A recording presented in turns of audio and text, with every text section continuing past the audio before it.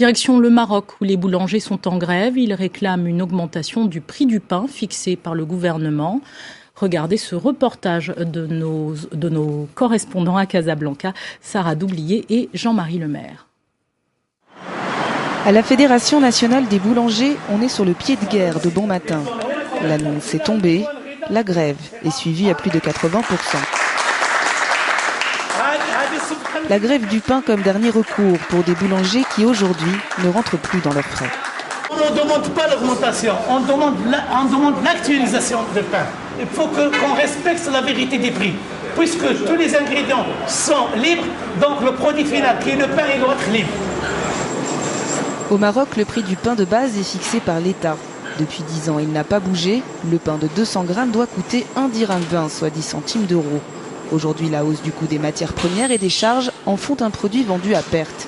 Le tout est aggravé par la concurrence des boulangeries clandestines. Les ventes de pain informelles, fabriquées à domicile et vendues dans la rue, proposent un produit moins cher que les boulangeries classiques.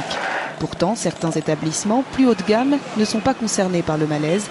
Cette boulangerie restée ouverte a diversifié sa production pour maintenir ses bénéfices, mais reste néanmoins solidaire du mouvement. Aujourd'hui, on a l'obligation d'exposer les pains à 1,20 dirham. Ça reste un produit d'appel, mais notre chiffre ne se fait pas du tout par rapport au pain de 1,20 dirham. On ne les vend pas aujourd'hui pour suivre le mouvement de la grève. C'est cher. Au lieu de 1,20, 3 dirhams. C'est-à-dire le double. C'est pas normal. L'État subventionne toujours certains produits de base pour les Marocains démunis. Un système qui montre aujourd'hui ses limites.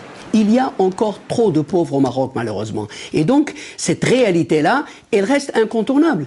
Le problème est que d'un côté, l'État paye des subventions, mais il ne les paye pas vraiment à ceux qui en ont réellement besoin.